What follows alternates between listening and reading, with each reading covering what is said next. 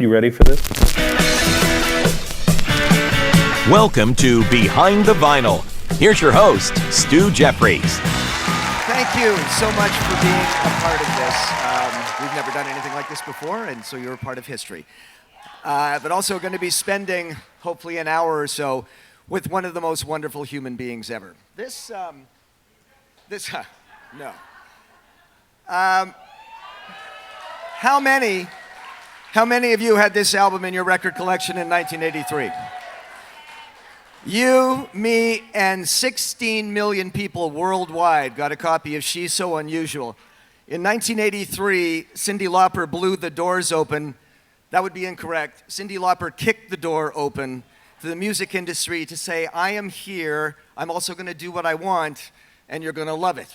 And many people have come through that kick door since then. That's what a trailblazer does.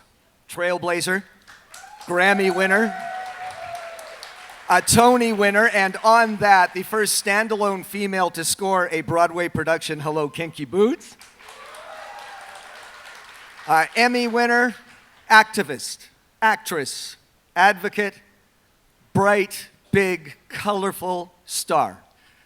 Eyes front, legend in the room, ladies and gentlemen, Cyndi Lauper.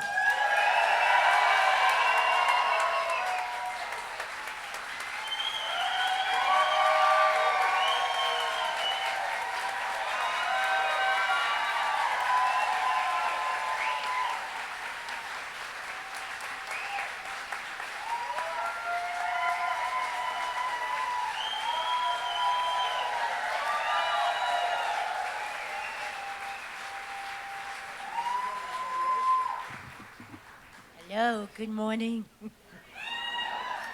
So, Cyndi, I have to tell you, first of all, I'm chewing gum, and it's not out of disrespect. It's my mouth goes dry in the presence of magnificence, so I hope that you'll tolerate it. I got a lollipop.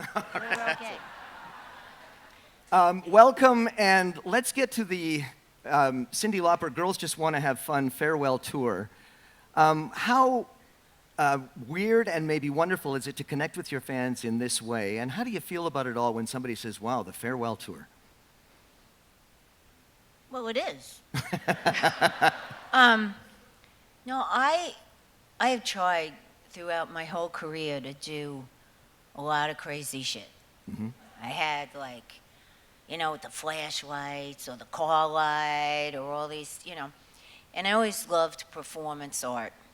And that's how I started, and then I kind of veered off because people kept saying, you don't need anything. You could just get up and sing, And so then I started to do all my weird shit, trying to do performance art in the clubs, at night. And some funny stuff that I thought was going to be art, but turned out to be a little I Love Lucy, So this time, I spent a long time. I'm working on Working Girl, and I spent years, like 10 years on this. And then the documentary came up because the COVID thing happened, and we were all watching documentaries. I don't know about you, I was, like, oh, it's on Netflix. Yeah, okay, where is it? Okay.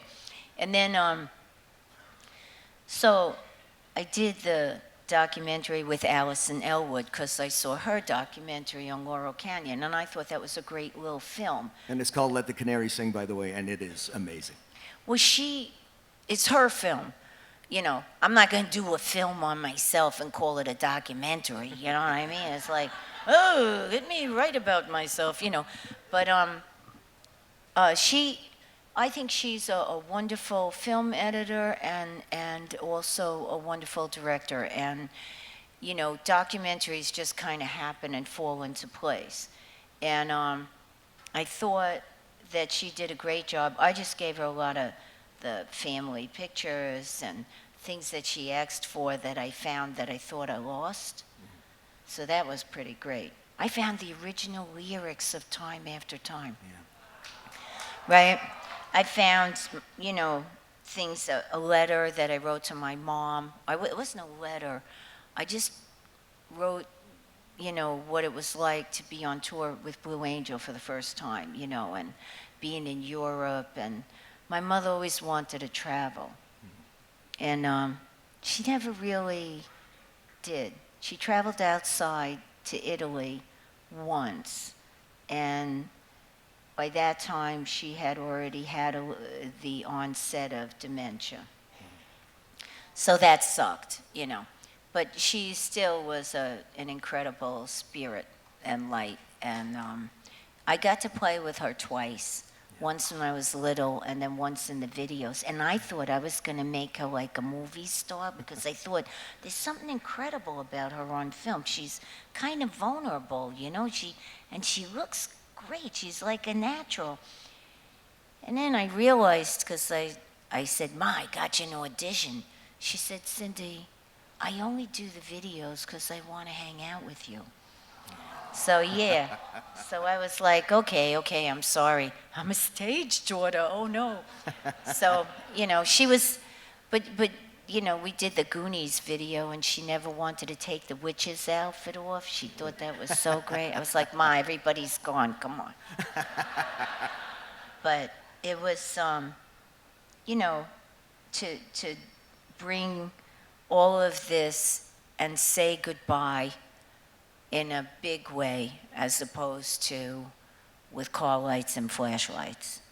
I just figured, if this is gonna be it, and I'm 71, I'm still strong. What are you clapping, that I didn't die yet? But, and I'm strong now, and I can actually do this show. And I wanted to say that, and I forgot to say it last night, because I get nervous before we go on. It's like terror. So I think, what if? And then I say, all right, fuck it, you're out, you gotta go. And so I was, when I was a kid, I came to Toronto. I wanted to do a tree study in the Algonquin Provincial Park. Good place, good place. And I had a great art teacher, and we mapped out my road trip. And I was going with my dog, Sparkle. And when I hit the airport, I was a wise guy. She said, anything to declare? So I pulled out a wrinkled pack of Marlboros. At that time, I smoked once in a while, And so they put me right into the room. And I started talking to them, and I told them what I was doing. And they kept looking at me and go, it's June, and it's black fly season. Now, I didn't know what that was. I figured, I got some mosquito spray, And anyway, what I remember from them, which I will never forget, is their kindness to me. That here's some crazy 18-year-old nutjob girl from I don't know what, with a weird accent, and she wants to do a tree study with her dog. And I had about $15 on me, but I was going to get my unemployment check, that my sister would wire me money. And they said, well, go call your father and just get it now. So I tried. But he said, what are you doing in Canada, But, it wasn't his fault. He thought I shouldn't even bother going to college because I'm just going to get married anyway. And I said, Dad, I don't even get dates, okay? I'm weird. So he didn't get that. But when I came back and I kind of had tears in my eyes, they looked at me and they said, okay. And they started showing me a map of how I was going to go to the youth hostel and wait for my sister. This is where I go to have the money sent. And they let me in. And I remember how kind they were, and how kind most Canadian people are, very kind. And I thought to myself, well, this is what you are. And you always know, because when you go back home, they're such rat bastards. It's like, hey, I'm home. Yeah, fuck. But I just want to say thank you. And and all of maybe I would have wanted to stay here too, but I was a little scared because I was alone. I had Sparkle, but that was it, my dog.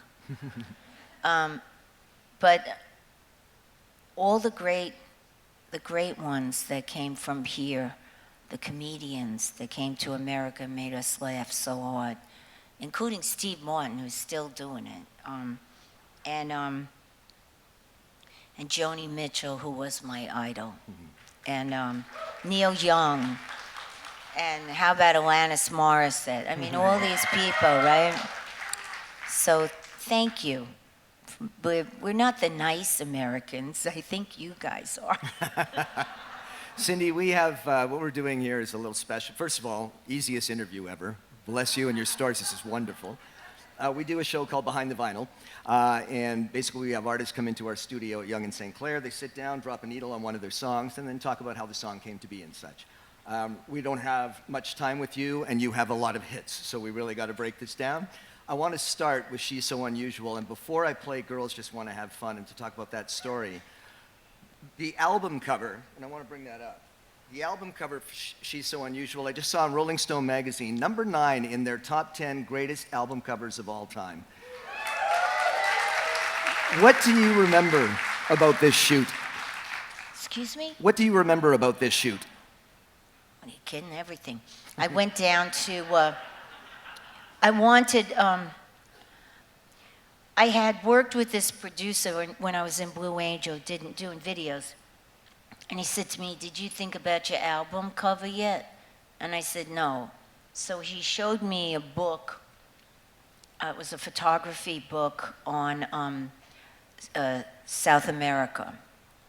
And it was all very bright and midday light. And so I had that in my head, midday light, because I saw what the skirts looked like, and then I was working at Screaming Mimi's, of course, a vintage store. I love vintage. And now I don't wear a lot of vintage because when I was young there was yin yang, except now it's just yang. So there was this skirt, and I also love old movies and movie stars and all that action. So there was a skirt Jane Russell wore in this picture, but it was green.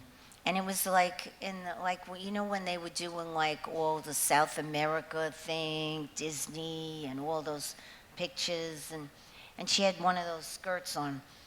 But in the store they had a skirt like that, but it was red. And I always think red is fantastic because it's not just a power color, and excuse me, I respect those who believe, don't believe. I don't know what I believe, but I grew up in a Catholic school and family. Well, we were Catholic, but my mother was thrown out of the Catholic community, I think, because she was divorced. And, so it was like, for me, I just looked at it like, okay, you got very angry women dressed in black with cardboard. They're really pissed. I'd be pissed too if I had to wear cardboard. And, you got the priests, they're up there yelling. I don't know what the hell they're talking about.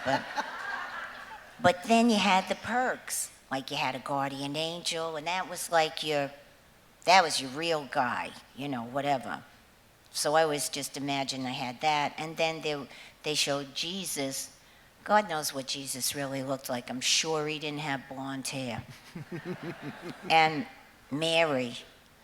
And I just got attached to those guys. And I knew that Jesus wore red, right? And she wore blue. And I was looking for midday light. And we came upon the old Robert Clemente Museum. And at that time, Coney Island was a mess. They were trying to tear it down to build casinos, but the neighborhood was fighting them, and they would burn shit down. So they had this one area, and we passed, and I just saw the color, you know, and I thought, okay, I'll wear red. It should have energy, and I put a little beach thing here. I put a chain on my ankle because unless women have equal rights, we're second-class citizens, and so, and there's a funny kind of slavery for women. There's, 'cause it's domestic, free domestic help, which you become the domestic help, and you don't get paid, and you don't get a chance at education. And my mother and my aunt had all these, they were disenfranchised. I saw it over and over again, because the time I grew up. That's why it always kills me when I hear younger women say, I'm not really a feminist, and they're lawyers. And I'm always thinking, yeah, biatch, you wouldn't have been able to go to law school if it wasn't for the feminists. And if you have a credit card, guess what? Before 1970, you couldn't have a credit card if you were a woman without your husband's name attached to it or your father's. Not even a checking account, so put that in your pipe and smoke it, you know? Anyway, we found the spot. We had Annie Leibovitz. I painted on shoes and stuff like that in college, and I didn't have time to do a painting. But I gessoed my shoes, and I cut out the Van Gogh painting. And I told Annie, look, if you could get the bottom of my shoes and the top of the parachute jump, because the parachute jump is like the Eiffel Tower of Brooklyn, you have to be there. So, and then she looked at me like I was crazy, but she told me, okay, you sit here, I'll lie there, let's try it. And then she came back and she said, works great. And there it is. Okay. So let's get to hit number one, and one that I know has turned into an anthem years ago, and yet one that I know you didn't necessarily buy the original version when it was presented to you, originally done by Robert Hazard and his heroes. I'm talking Girls Just Want to Have Fun. I'm going to drop the needle. It's all yours. Right after money changes everything. I'm really sorry.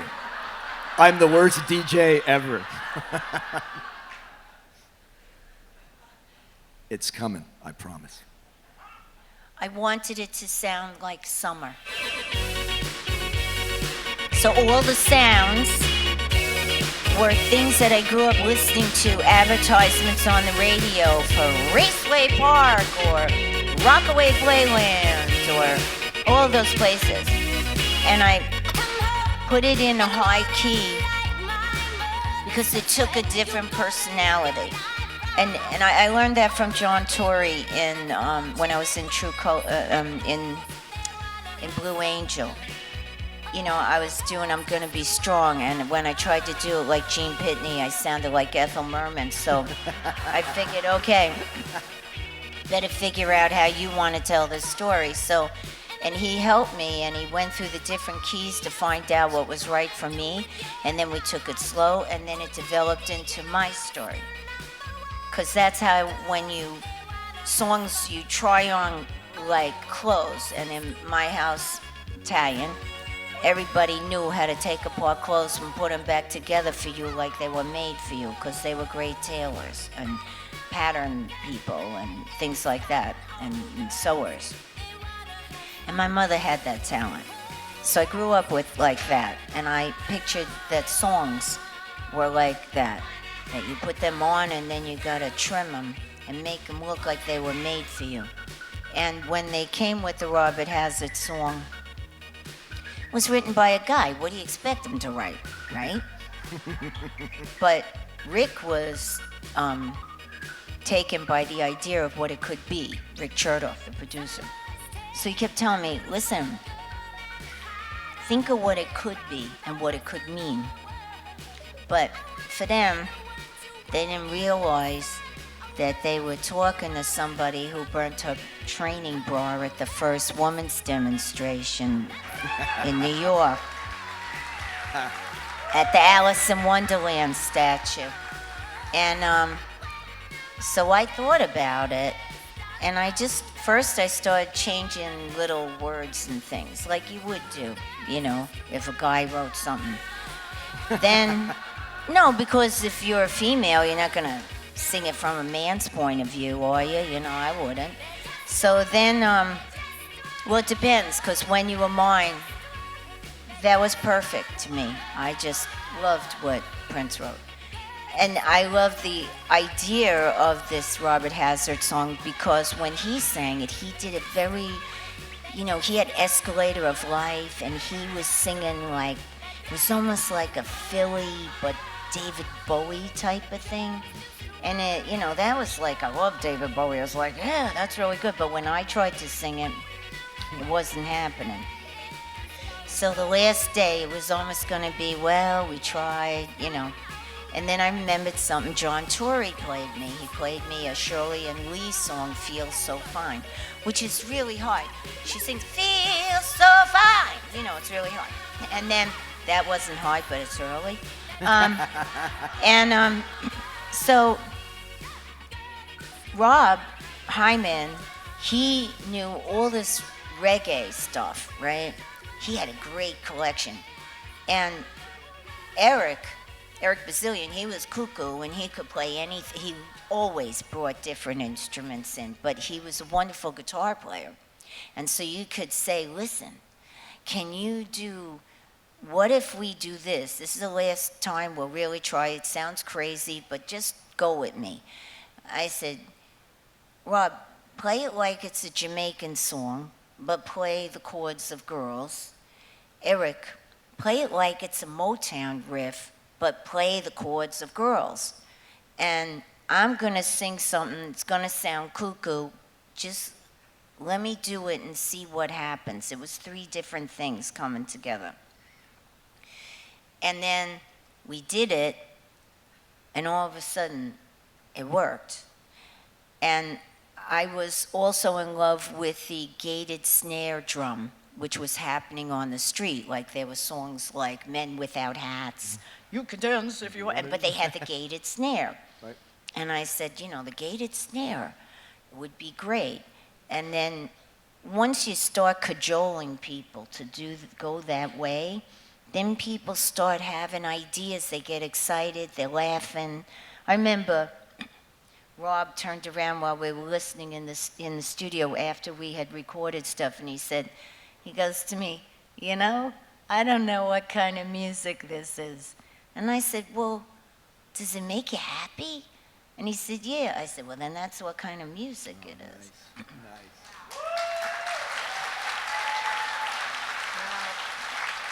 I have got the absolute shakiest fingers, all right? So don't anybody look or laugh, but I'm going to cue this up to time after time. And that's the last track on here. Right, I can see it. Do you want to try? Sure.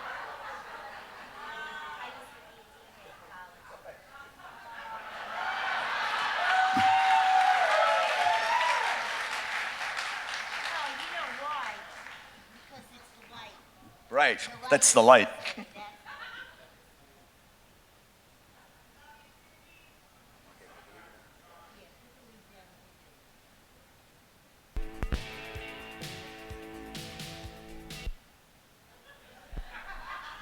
Come on. You want to go back here? Or you go okay there?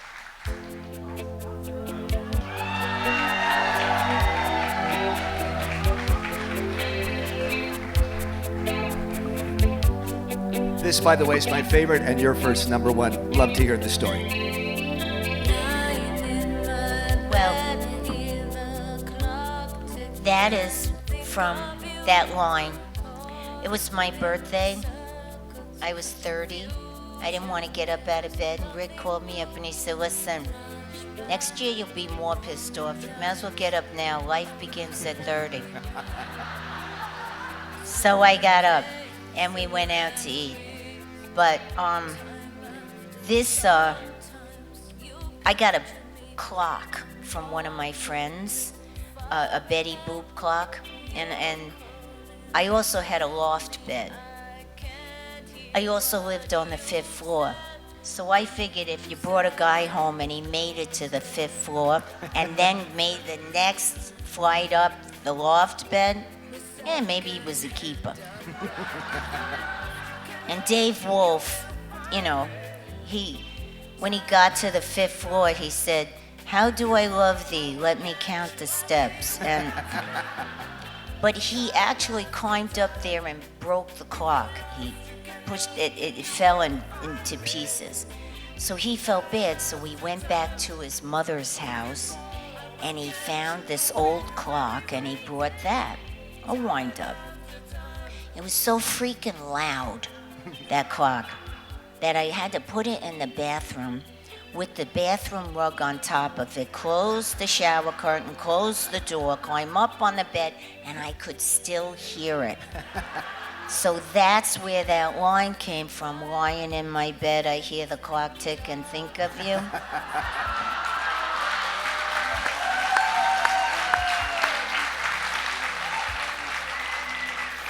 And this was a song that almost wasn't.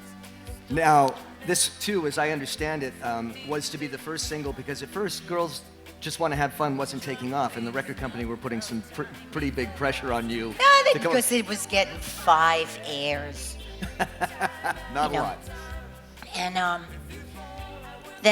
but you see, because I saw what happened to the motels, remember the motels? Love the motels, yeah. Yeah, but nobody really knows the motels. They rocked. Because the record company decided to put a ballad out first and then put what they normally do. See, that's the big mistake, because once you come with a ballad and it's a big hit, you can't come with a rocker. So I told that to Dave Wolf. I said, I ain't doing that, because that's going to be the death. And I said, and they're so excited about Time After Time, and they gave me such a hard time that they didn't want me to write, right? I had to fight to write the song with them.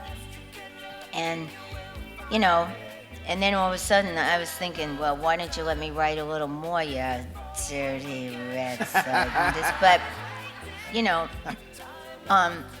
but it was actually writing with Rob Hyman. He is so special, really. I mean, it's funny when you say, "Oh, he's special," but no, he really is. He's the nicest guy I ever met, which is scary. When somebody's so nice that anything you say, you sound like a rat bastard, So anyway, he started talking about his relationship that had stopped. And we just started talking. I was a big believer in write everything down. Have a conversation, write everything down. Because to me, if you're writing about the time you live, you want the patter and the rhythm of the speech of that time that you're living in. So you have a conversation about what's important to you and what you want to write about. And I was writing it. Now the title, Time After Time, I just wrote down titles. I think Time After Time just came out of TV Guide. It wasn't going to stay. And then when I tried to take it out, I couldn't. It fell apart. So then I looked up how many songs had Time After Time, and there were a ton of them. Frank Sinatra, Tom Petty. I was like, okay, what the hell? Sure, fine, just leave it. And I think it was from a movie about a time machine that Mary Steenburgen. Yeah, it's a good movie. I love that. Yeah. I love her. Oh, me too. I watch everything she does because she's yeah. fantastic. Anyway, Absolutely. when you're just sitting around, you want to veg out. That's what I do. I watch. But that's how we got the lyrics, and also Rick Chertoff was leaning over the board the other way, not in the front, but from the back. And he looked down and he said, "Oh my God, look at this. My watch is going backwards. It must be a magnet. Something's happening. My watch is going backwards. Look, the second hand is unwinding." And I thought, better write that shit down.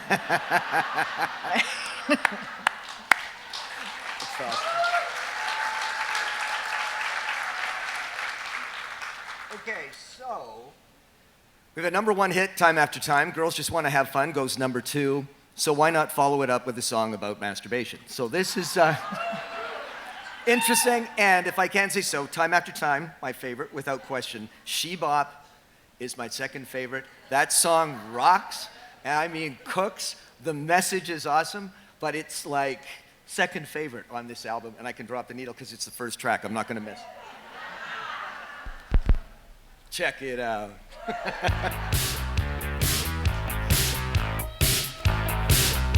Gated snare. Yeah. Love it.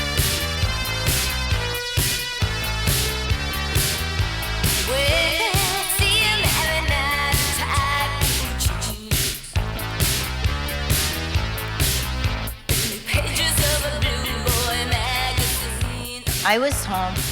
Dave Wolf was trying to get me to write with a lot of different people because they didn't want me to write with my old writing partner because they didn't like rockabilly and they thought it would never happen.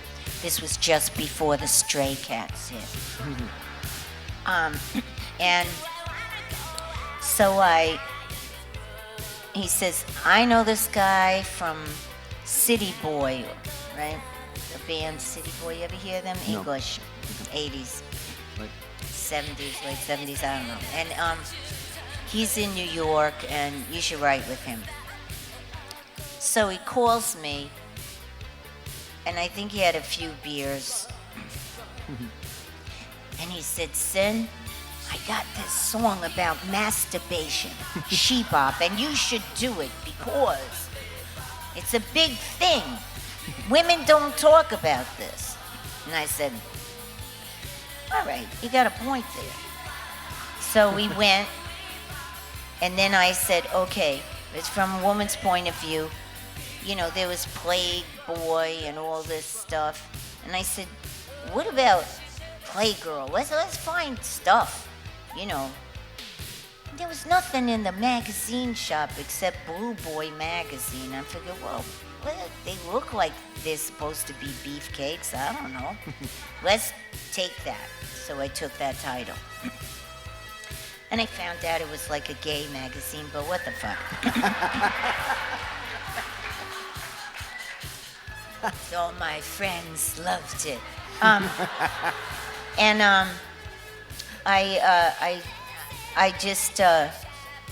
I started writing with him, and then I played it for Rick, and Rick said, "You should conjugate the verb in each verse," right?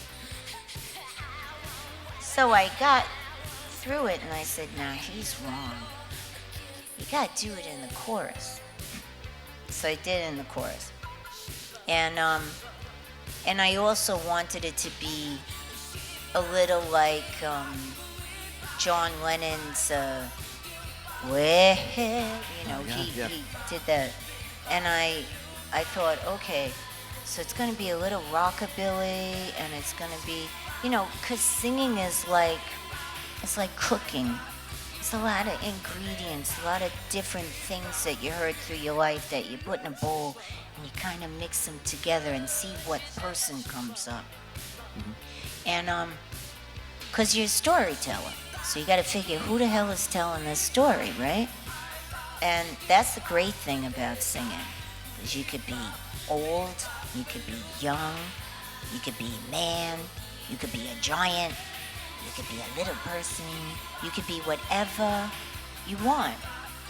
And so when I started singing it, we were at the record plant, which was on 45th, right off of 8th Avenue. It's no longer around. All the records recording places are like gone. And they had, it was a rough area, so it was not really nice. But when I got there, that was where John Lennon and Yoko Ono had done Double Fantasy, there and this other place, right? So everywhere I looked, there was his guitar. There was a poster. So, you're in there a long time. Like maybe you get there at 12 o'clock in the day, and you freaking leave at 5 a.m., or maybe 8 a.m., and the sun's coming up, and you're like, wow, is there a long time? And I heard stories about how they recorded them. And apparently Yoko put up mattresses all over the windows and then actually laid on a mattress and was touching herself while she was singing. So I thought, wow, that's interesting. So at that point, Kiss had a rehearsal space in the back of the studio. And the good thing about that place was it was big, the ceiling was cement, you could really sing, and it had a sound. It really did have a good sound.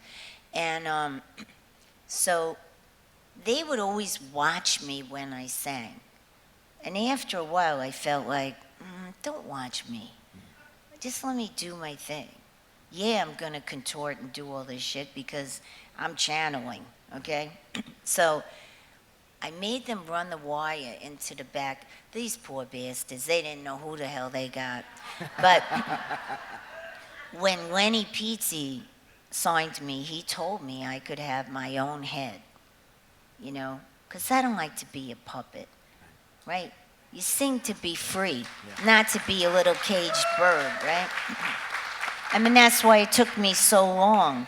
I never took the opportunities that came because I wanted to have my own head, And even after She's So Unusual, people would say, why don't you just shut up and sing and let somebody else tell you what to do? And I would say, okay, when I get that lobotomy, I'm going to get right back to you. So... Thankfully, there's no anthology from the lobotomy years. We're very happy about that. Well, when I did She Bop, I did take my shirt off because nobody could see me. And I was singing She Bop, and the reason I was laughing was because I actually tickled myself and thought it was the stupidest. I just, And they left it in. And then after a while, everybody was laughing on their records, so I started to think, wow, is everybody naked?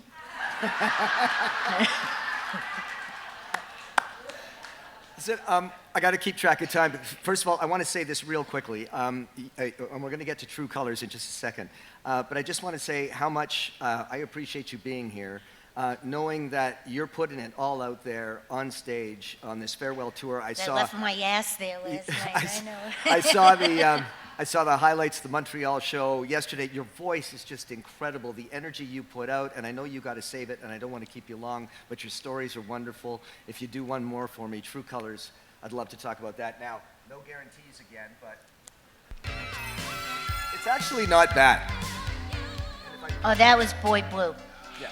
Now, that's the whole thing about this.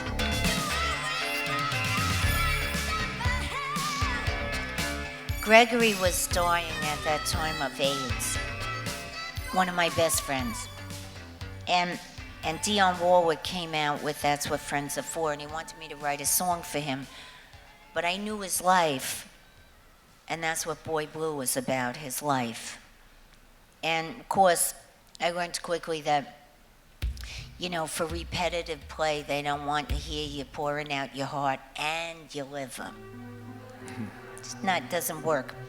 But in the meantime, Lenny had found this song by Billy Steinberg and Tom Kelly called True Colors. And he said, Cynd, just listen to it. So I listened to it, and of course, when you write a demo, whoever you're pitching it to, you try and do it like their music. And when I first heard their demo, the chords were full. It was a little gospel-y, and it was not the chords that I finally got our people to play, which is usually open fifths, things that drone. And I said, I had this wonderful keyboard player that I worked with. It was an honor to work with him, Peter Wood. And he was the English guy from York, and he had a big heart. And I said to him, listen, if we was gonna do this, why don't we use the chords that we play? And so he came up with da da da da da da da, and then I just started singing the song like a whisper. And it was very hard for me because I really did open up a vein. And when you hear it on the radio, it's a little embarrassing because it was so much that you gave, thinking that you were going to connect. And all of this was to connect. That's why the drums are the way they are. And oh, that poor bastard, Jimmy Braylow, I made him play a machine live, okay? Because we had to be connected to connect to that other place. You know, the whole idea of music is to invoke something in humanity that's in you, that's in you, that's in all of us. And then have something to say that's healing. Now, when I did this, I sang it for me, for his partner, for his friends who loved him, for him. Not thinking, because he told me to write something. Now, I'm not Burt Bacharach, you know, that's a tall order, but I didn't realize that this song would become what it became to the LGBTQ plus community. And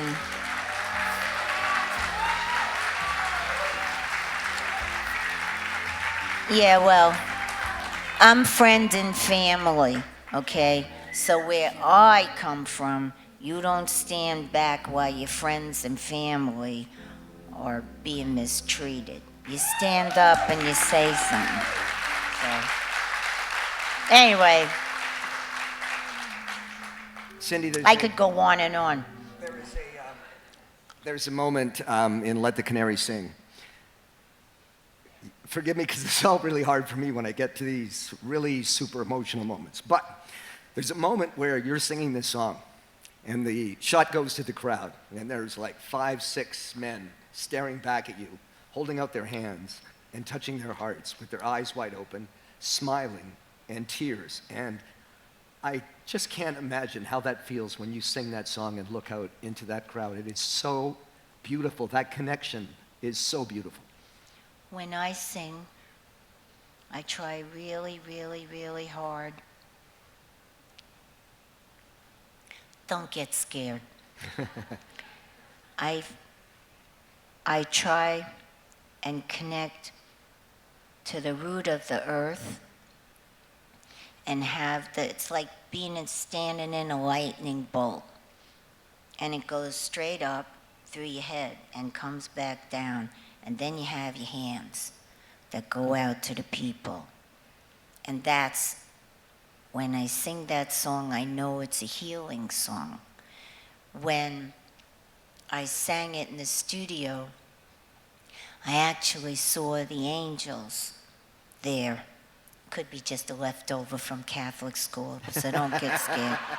And I knew that it was special, and it was really hard for me because when I went on TV to sing that song, you gotta remember the first time I went on TV, I blasted them. It was, girls just wanna have fun, it was so loud, it was so high, I was gonna kill you with it, or you were gonna come over to my side, right? But now I had to learn the power of a whisper. And And I heard in my head, just like when I was in that alleyway shooting the cover of of She's So Unusual, I heard in my head, in the darkest place, shine the brightest light. And then here, I heard when I went on David Letterman, and I was holding a little crystal stone in my hand, right? And I heard in my head, healer, heal. And I was like, really? That's a tall order. And so I just tried to connect.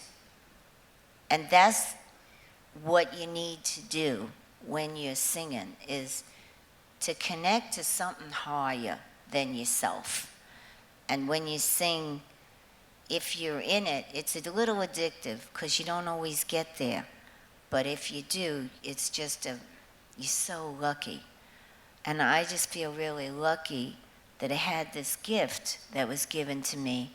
And in the darkest times of my life, I still had it. And it always took me to the top of the mountain where there was light. And that's why people need to sing, because singing, the vibration of that is going to make you feel better. Dancing. I mean, right now everybody's in their little headphones, but music should really spill out. Like there's nothing wrong with putting a record on and turning it up and dancing and singing, right? Our time is up, and I know you've got to hit the road. You're heading to Detroit. That's the next stop. Really? Because when I was 7, no.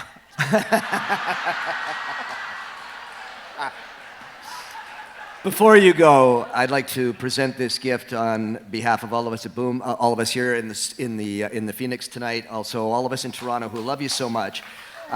It is an original. I'd love you to open it. It's from Soundwave Studios. Danielle did this piece herself. It's a little representation of our 45 centerpiece, which we have in our logo, and I really hope you like it. And if you'd show, that'd be just awesome. I'm looking, wait. What? I got it. Oh, look. Oh my God. So when you used to get the 45 singles, you had to put this thing in it that you could put on the turntable. Love it.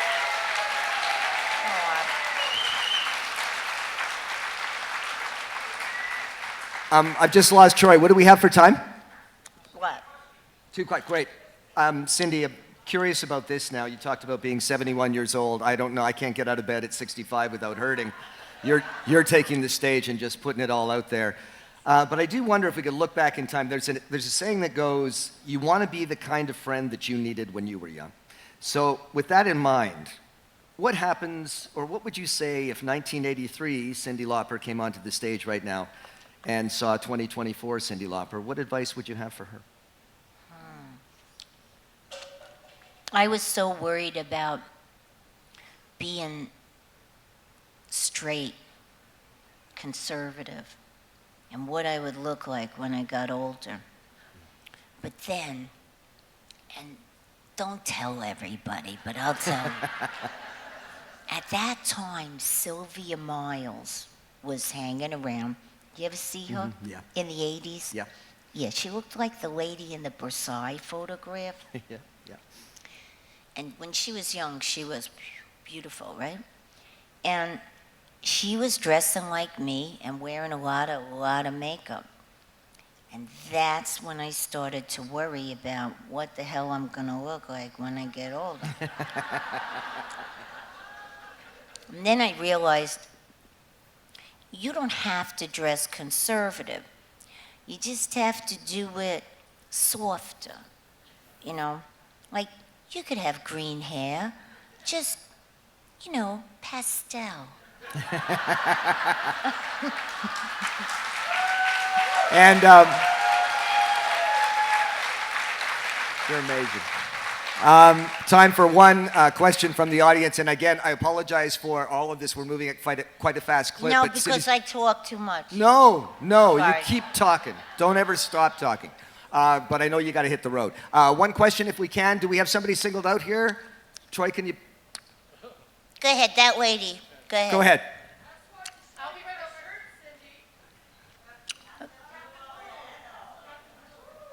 Oh, No, it's I don't- Captain Lou. Oh, in it's you. Captain Lou. You know, I was so lucky to work with him. He was awesome. And he always did stuff for MS. You know that? Okay, one question. Anybody got a question? Real quick. Go ahead. Yeah, go ahead. I was going to ask about your spirituality, how much it affected you through everything. After being here all this time, I understand it affected you a lot, and you've actually made us understand that with the angels or getting from the earth all that energy. Has it always helped you through everything from the get-go, or did it happen as you took the journey? I came in weird.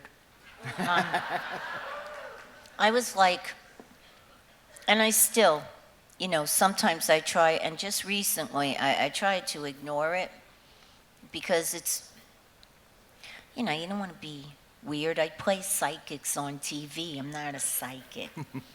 But I come from an Italian family. They live with the dead.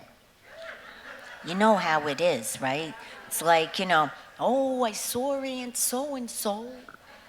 I was sleeping. She said to do this, and I think we should, you know.